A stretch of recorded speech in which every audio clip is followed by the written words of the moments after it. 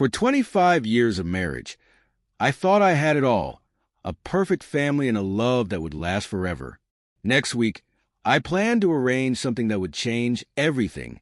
The silence in the room was deafening, and what I did next would leave everyone stunned. To the outside world, the Harris family seemed like the picture of success. My wife, Claire, and I had been married for 25 years and raised 3 wonderful daughters, Lily, Olivia, and Grace. Each daughter had married well, into families of wealth and charm, forming connections that made the Harris family seem untouchable. Sunday dinners at our estate were grand occasions, filled with laughter and the illusion of perfect harmony. But recently, I felt like a stranger in my own home. Claire had grown distant. Her once loving gaze had turned cold. The daughters, who used to confide in me about their dreams, now seemed to keep secrets, as though something was being hidden from me. At first, I brushed off my discomfort, blaming it on my long hours as a corporate lawyer. I thought work was the cause of the distance in my family, but deep down, I knew something wasn't right. I just didn't realize how wrong things had gotten until that one night. It started innocently enough, or so I thought. I was working late in my study when a notification appeared on my tablet. The motion sensor camera I had installed in the guest house a month earlier had detected movement. The guest house, a small, seldom-used building, was meant for visiting family or friends. Curious, I opened the app and watched the video. What I saw sent a chill through me. There, in the guest house living room, were Claire and our 3 daughters, each with a glass of wine in hand. Their laughter filled the room, casual and carefree as they talked about their lives. But as their conversation continued, the tone shifted and my heart sank. Lily leaned in, grinning. "So, Mom, are you seeing Nathan again next week?" Claire laughed, a sound I hadn't heard from her in years. "Oh, definitely. Nathan is the best lover I've had in 25 years of marriage. He's young, energetic, and perfect for a love marathon. Next week, I'll arrange for each of you to have your turn." The daughters burst into laughter, clinking their glasses. Olivia added, "How generous of you, Mom. Sharing is caring, right?" I sat frozen, unable to process what I was hearing. My wife and daughters were discussing their affairs as though they were planning a casual dinner. It wasn't just Claire. It was all of them. They were cheating on their husbands, laughing about it like it was some sort of game. The betrayal wasn't just personal. It was systemic, eating away at the very foundation of my family. The next week, I spent in a haze of anger and disbelief, carefully gathering more evidence. I knew I couldn't confront them directly yet. I needed their own words and actions to destroy the illusion they had built. I extracted more footage from the guest house camera, revealing their lovers and elaborate schemes. Claire was the mastermind, orchestrating the meetings and even helping the daughters cover their tracks. Each new clip I found was more damning than the last that I watched, and my heartbreak slowly transformed into cold, calculated fury. I couldn't let this go unanswered. Not for my pride, and certainly not for my sons-in-law, who deserved to know the truth. By the time the weekend came, my plan was set. Sunday dinner began just like any other. The dining room table was set with fine china, crystal glasses, and the best wine from our collection. Claire sat at the head of the table, her smile radiant as she toasted to our family's success. Lily, Olivia, and Grace sat with their husbands, James, Ethan, and Nathan, each of them charming and completely unsuspecting. They laughed, joked, and shared stories, blissfully unaware of the storm brewing just beneath the surface. As dessert was served, I stood up, raising my glass for a toast to family. I began, forcing a smile, the cornerstone of trust, loyalty, and love. Claire beamed at me, unaware of the double meaning in my words. "To family," she echoed. I took a deep breath.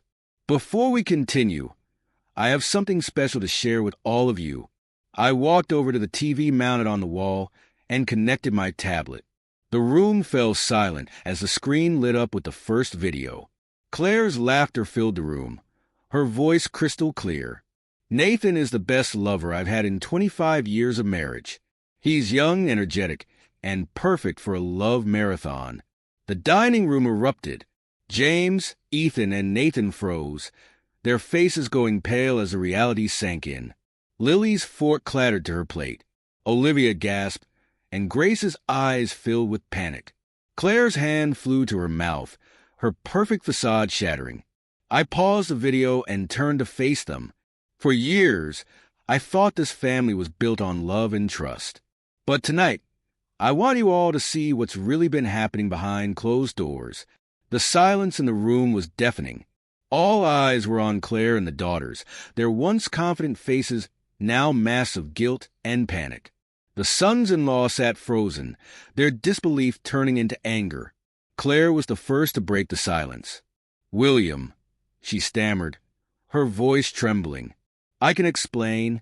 I let out a bitter laugh, shaking my head. "Explain? You've already explained plenty in these videos." I turned to James, Ethan, and Nathan, addressing them directly. "You married into this family, trusting these women with your lives, your futures, your hearts. You deserve to know the truth about the people you've devoted yourselves to." The men exchanged glances, their faces pale. James clenched his fists, his jaw tight. Ethan leaned forward, staring at Claire, then at Lily. Nathan's expression hardened, his hands gripping the edge of the table. Lily tried to interject. "Dad, this is a private matter." "No," I said sharply, cutting her off. "It became public the moment you betrayed the people who loved and trusted you." I played the next clip, this time focusing on Olivia as she bragged about her affair with a coworker. Ethan stood abruptly, his chair scraping against the floor. He pointed a shaking finger at Olivia. "Is this true?" Olivia's lip quivered. "Ethan, please, it's not what you think." "It's exactly what I think," Ethan replied, his voice filled with anger. "What he thinks." I said coldly. "You've been lying to his face for months, laughing behind his back." Ethan turned to me. "When did you find out?" "Last week," I replied, "but this has been going on for much longer." I couldn't let it continue. Each new clip exposed more of their lies, their schemes, their complete disregard for the men they had married. Claire, usually composed and confident, sat speechless, her face pale. After all, she had orchestrated this. She had encouraged it. The sons-in-law erupted one by one, demanding answers. Nathan shouted at Grace, "You let me believe we had a real marriage. Was anything about us ever real?" Grace burst into tears. "I didn't mean for it to happen. It was just a mistake." "A mistake," he snapped. "A mistake doesn't last months. A mistake isn't planned with your own mother." Claire tried to regain control, her voice firm but shaky. "William, this is a family matter. We'll deal with it privately." I stepped forward, glaring at her. "Privately?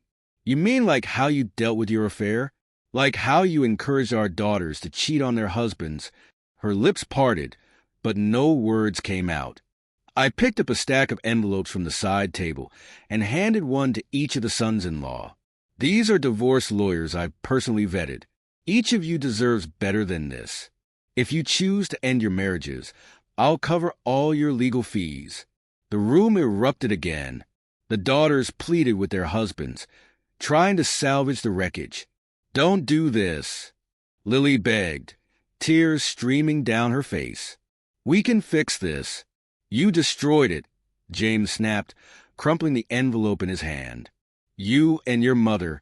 Claire finally stood, her voice filled with desperation. "William, stop this madness. You're tearing this family apart." "No, Claire," I said, my voice steady. "You tore it apart. I'm just showing everyone the truth." I turned to the sons-in-law again. "You're not the only ones leaving tonight." I walked over to the head of the table, where Claire's wine glass sat untouched. "This house is mine. The car is mine. The accounts. You've been removed from all of them." Claire's eyes widened in shock. "You can't do this." "I can," I said, my voice icy. And I did. I gave you everything, Claire, a life of comfort, respect, love, and you threw it away for someone younger, someone fleeting. Now you'll know what it feels like to lose everything. The sons-in-law left that night, their futures uncertain but free from the lies they had unknowingly lived under. The daughters, now exposed, faced the reality of their choices. As for Claire, she stayed long enough to pack a single suitcase before leaving in silence. She didn't beg. She didn't fight. Perhaps she finally understood the depth of what she had done. In the weeks that followed, the fallout spread like wildfire. Claire's social circle distanced themselves, unwilling to associate with someone so publicly disgraced. The daughters faced judgment from their friends, their lives now marked by the betrayal they had once so casually discussed. As for me, I found a strange peace in the aftermath. Betrayal is a cruel teacher, but it had taught me the value of truth, integrity, and surrounding myself with people who deserve my loyalty. One evening, as I sat alone in the quiet house, I reflected on what I had learned. Revenge might feel satisfying, but it doesn't erase the pain. True closure comes from rebuilding, from moving forward without the weight of lies holding you back. Months later, I received a letter from Claire. In it, she admitted her regret, not just for being caught, but for losing the life we had built together. She wrote about her loneliness, her shame, and her desire to start over. I read the letter once, then burned it. Some lessons come too late.